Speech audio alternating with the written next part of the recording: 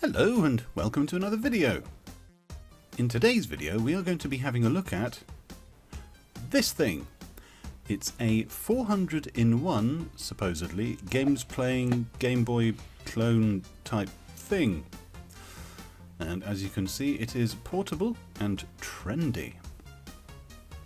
The box is not particularly interesting, it just shows the same thing on both sides. It's got a little gaming thing, a video cable, a power lead, that's pretty much it. And here's an indication of what the buttons do, but if you're used to playing on a Game Boy, you'll kind of know anyway. So here's what's inside. That is a second pad that you can plug into the USB socket on top for somebody else to play in a two-player game, which is quite useful. Buttons aren't terrible. There's the AV cable, standard AV composite, and the thing itself. It's quite dinky. It's incredibly light. The buttons are, well, I suppose they work. They're not brilliant. That's the volume control.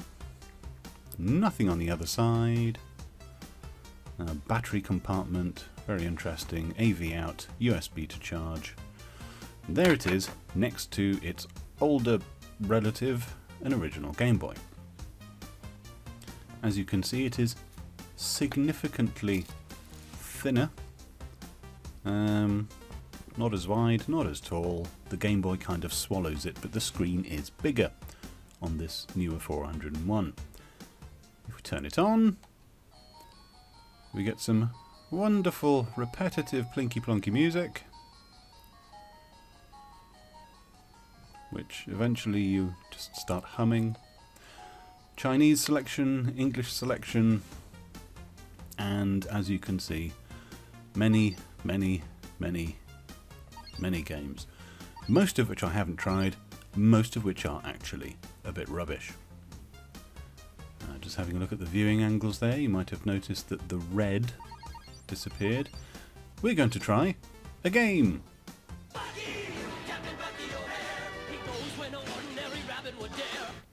I remember watching that cartoon when I was young. Anyway, you can see here when you turn the screen, the viewing angle massively washes out the colours. Greens turn to red or disappear completely. So the screen is definitely not great. That's the sound of the volume at maximum.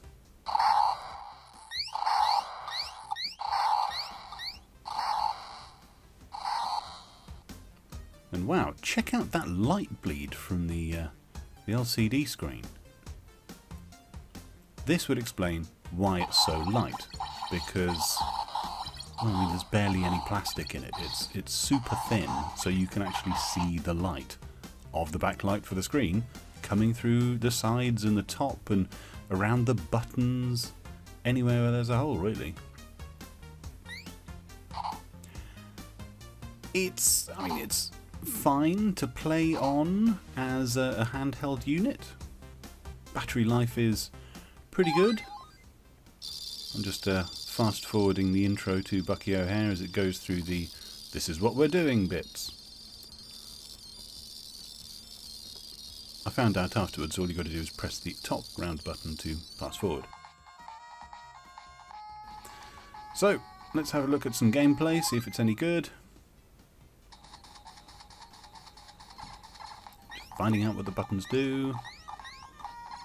2 jump, 2 shoot, up, down, left, right. Everything seems to work, as you'd expect it to. It's about as responsive as an old Game Boy, to be honest. I'm not really I haven't played this game before, so I wasn't entirely sure until I got this far that there were actually gun emplacements shooting at me, so otherwise I would have stopped and taken them out, like that one. but it seems that Bucky has plenty of health, so that's not a problem. This button resets it, takes you back to the menu screen. And then you get the music again. And there's the light bleed again. You can see it coming through the AV port and around the USB socket where it's badly fitted. Super, super ridiculously cheap. No, nothing on the bottom. Again, there's the volume control. Now the battery just seems to be a rechargeable battery for a Nokia phone. And you can find them ridiculously cheaply on eBay if you need a replacement.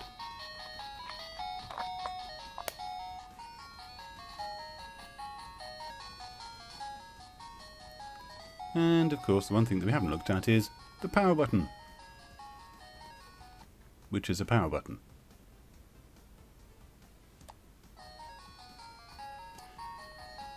And a very bright blue LED to show that it has power. So the next thing we're going to try is video output. And we're just going to plug the red and yellow cables into the side port on my TV, and we should get a signal up onto the screen.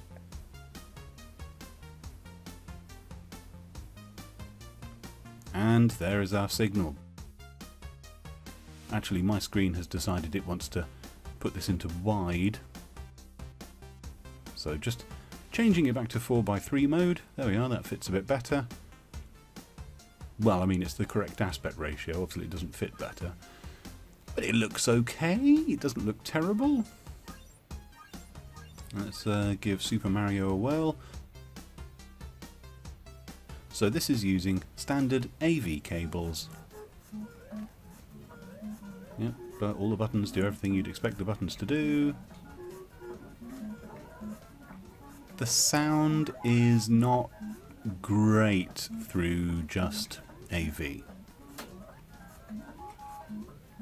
But again, I mean, it's responsive enough if you just want to play a quick old NES game, of which this seems to be completely full of just NES games. Then why not? You can barely feel it in your pocket because of the weight. Obviously it's got a bit of chonk to it, but it could be a lot worse. Right, now we are going to switch over to a cheap HDMI adapter and plug it in through an HDMI socket. Now I don't know if you can tell, but it's a tiny bit crisper. It hasn't done a huge amount of favours for the picture quality, but the audio is an awful lot better when using a cheap HDMI adapter. Now, this HDMI adapter cost me, I think it was £12 from Amazon, next day delivery. It's just one of those square little boxes with AV inputs on one side, a USB power connector on the side, and an HDMI output on the other side. Couldn't be simpler. You just plug it in and then plug it into an HDMI socket on your TV, and then away you go. But the sound is most definitely better this way. And for the last thing we're going to do is, because I have an adapter for plugging it in and doing recordings, this is a direct feed from the HDMI. And it does kind of look like there's a little bit of lag on him when he's jumping, which is what I was getting when I was playing. It's not just the recording, that's how it was playing as well. So, not ideal for doing recordings of gameplay. But again, the sound is pretty good. The visuals don't look particularly great, but then again, it is playing on a handheld unit that cost me a whole, what was it, £11, I think, on eBay? I just got it to see if it was any good, maybe do a little review, and here I am. Anyway, so yes, that's the 400-in-1 plus thing. You can find them super cheap. They're both on eBay and on Amazon for between £10 and £15.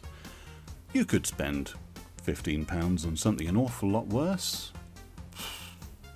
It's fine. My son wanted to steal it from me, which was a bit of a pain. But, well, I suppose now he can have it. Anyway, that's all. Bye-bye.